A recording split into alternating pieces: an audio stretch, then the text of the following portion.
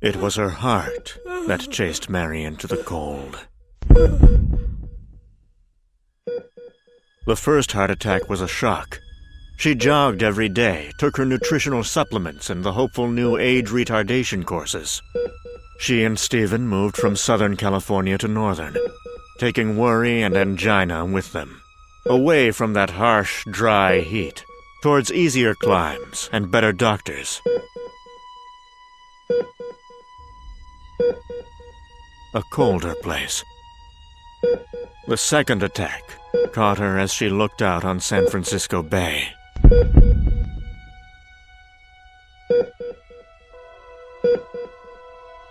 There was going to be a third.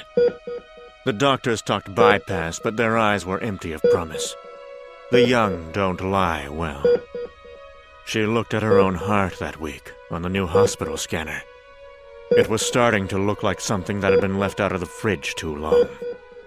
A week later, she and Stephen signed contracts with the Riley Life Extension Foundation.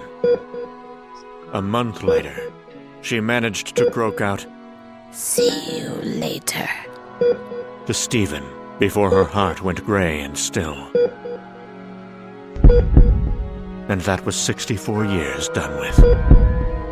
And it was a hell of a 64 years.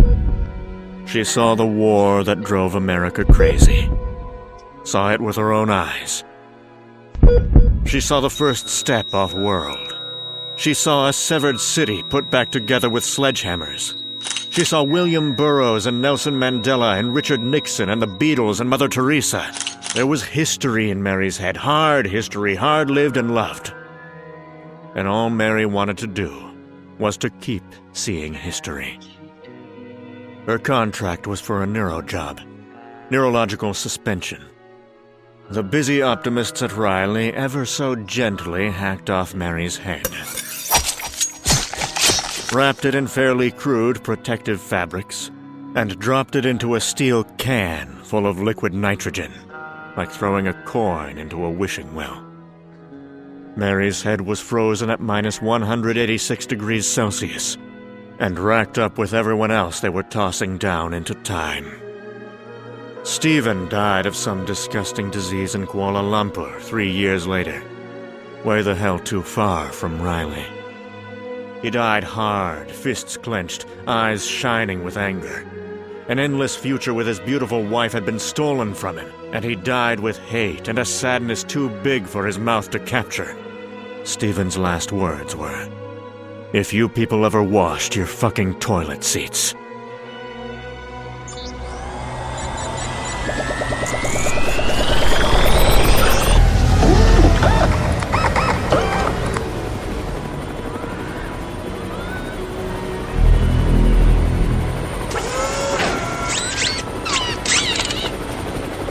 "6 weeks ago, reclamation got to Mary's can. They drained out the liquid nitrogen while looking at their watches, and got Mary's head into a provenance field before hauling ass down to the African for lunch. Stuffed full of matoke, they came back to find out that Mary was who the ancient suspension contract said she was. So they got to work, growing her the body the contract said she wanted. Riley were busy optimists after all. They knew nanotechnology and free cloning had to happen sometime. Either that, or we'd all go up in a mushroom cloud, or whatever the Ragnarok du jour was. So they offered special options to their clients. Awake in a new world with the body of a 20-year-old. Hell, any 20-year-old. Request your youth back, or pin a picture of the look you want to your contract, whatever. Riley wouldn't have to deal with your crazed demands after all. You want the head of John Wayne, the body of Arnold Schwarzenegger, the cock of a Brahma bull, and testicles like basketballs? Sure. In the future, everything will be possible. All these years later, then, City Reclamation fired a miner into her to excavate a physical template memory. But it just fell into a wet, ice-damaged mess. Damaged from the imperfect business of freezing, damaged from the uneven process of thawing. So they started in with the repair infection. 1,000 regiments of robots, each the size of a molecule, all stamped into Mary's brain. At that size, it's not a problem to move individual atoms around like building blocks, assembling what you need from what's available.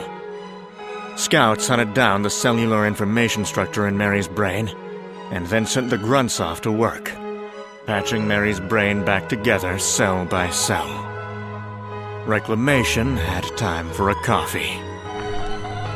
Refiring the miner, they nailed Mary's physical template memory, took a decent trace off it, and plugged the numbers into the quick tank. Bacterial-level robots and a mixture of water and soil started building the most complex machine in the world. Think about it. The quick tank is given a job most of us would laugh out of town. Build a sophisticated camera capable of full 3D input and peripheral pickup, using only water and jelly. Build an eye. At 3 in the afternoon, Sita finally managed to spit some skeleton saliva into the wetlock of the boss's private drinks cabinet. Sita used to be a cat burglar. Civil servant wasn't much of a career change. So Reclamation broke open some cherry vodka, while Mary was growing in a bottle of dirty water. By the time Mary's new body was ready, Sita had managed to get Michelle drunk and was giving her one in the toilets. And Umberto was taking a piss into Mary's empty suspension can, marveling at how the urine crackled as it struck the residue. The wobbling remainder of Reclamation wrestled out the transfer hoses, linked Mary's shattered old head with the newly minted, disease-free 25-year-old Mary, and piped her mind over. And that was that. They put a call into the Reclamation counselor, heaved Sita off Michelle and gave her a crack upside the head, and hauled it down to the bar for the night. And that was Mary's second birth done with. 5 minutes later, the nanotech life support system riding Mary's new bloodstream released all its locks and allowed her to wake up.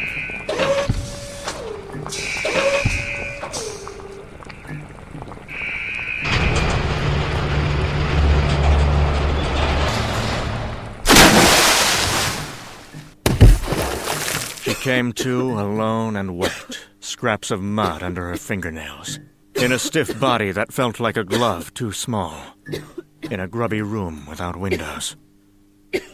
Mary had already gone into mild shock when the counselor turned up. 10 minutes later. The counselor had recently been left by his wife, and had more important things on his mind. Like where the hell else was he going to find a woman prepared to do all the horrible things in bed that he required to get it up? He was immediately impressed by Mary. Young, slim body, slightly glassy look in the eyes, mildly concussed expression. What could be shit under her nails? Very good. He gave her the usual revival's bathrobe, quietly relieved that it had been washed this time. Hello, He said. I'm Michael. How are you feeling, Mary? And horribly, crushingly, blasting out all hope of sexingly, the first words from those soft, pale, damp lips were, Where's my husband? "So fuck it," Michael thought. Just another revival. Shouldering on a cold, heavy, professional cloak, he eyed his pad and, with a relished edge of steel in his voice, said, Your husband died 3 years after you in an unrecoverable location. He didn't make it into suspension. Mary's stomach fell away. Mary asked how long she'd been in cryogenic suspension. He did the worst possible thing under the circumstances. He told her. There's a transport waiting for you. The counselor told her, not sounding bothered whether she was listening or not. That'll take you to a Revivals hotel. It's double parked, so get a move on. Double parked.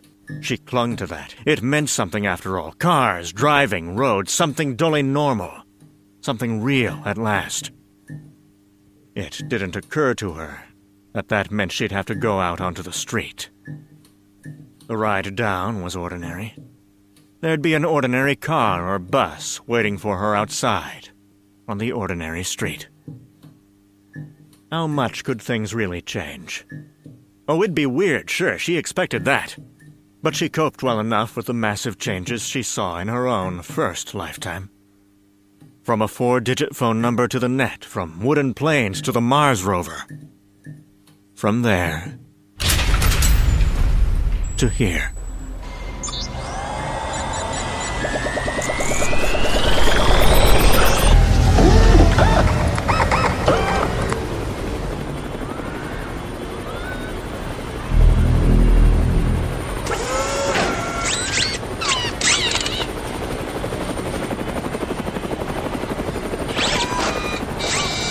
Long pig. Cloned human meat at prices you like. With all the succulent taste of actual human flesh without any of the guilt.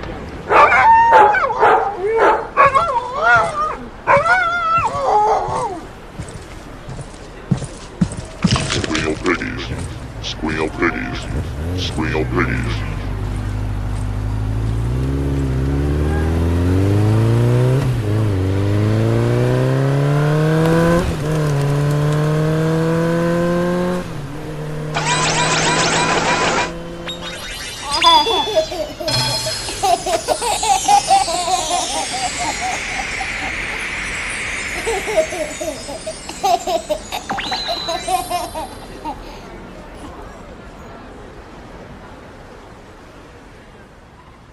She barely registered the journey to the hostel. Everyone was at dinner when she got there. No one thought to feed her. She was led through a maze of beds that smelt sharply of the people who slept in them. Looking at her new charity-donated clothes still bearing the ammonia spore of the man who wore them last, Mary's shocked brain started to a new understanding. She wasn't wanted here. She was revived out of a sense of begrudged duty.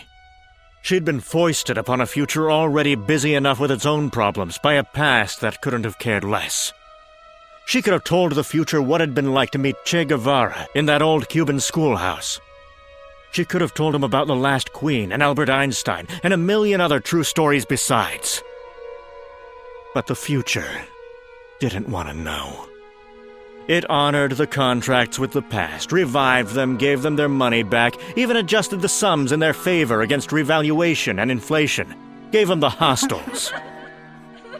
Put them away with a new, unspoken contract. Don't bother us. We're not interested. Everyone else in the hostel had been damaged in the same way as Mary. Sooner or later, they took an unfiltered look at the outside world, and it burned out something important in them.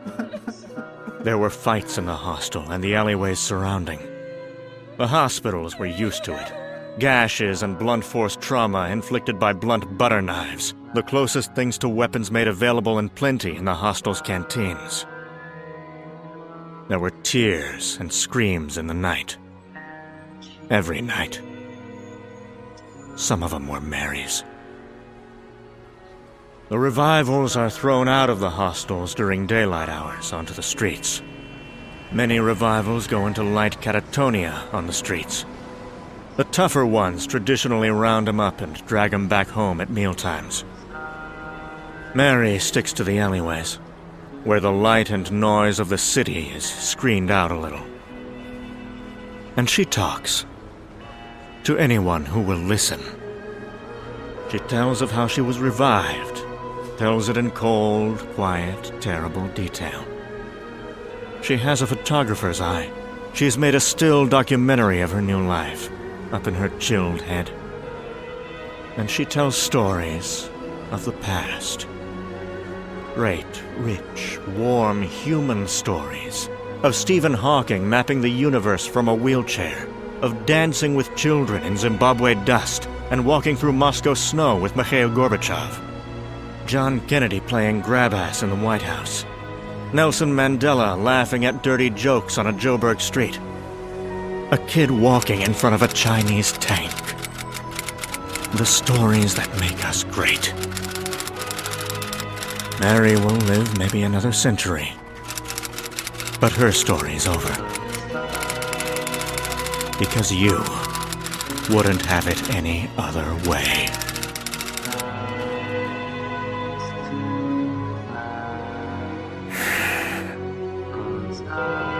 Ugh.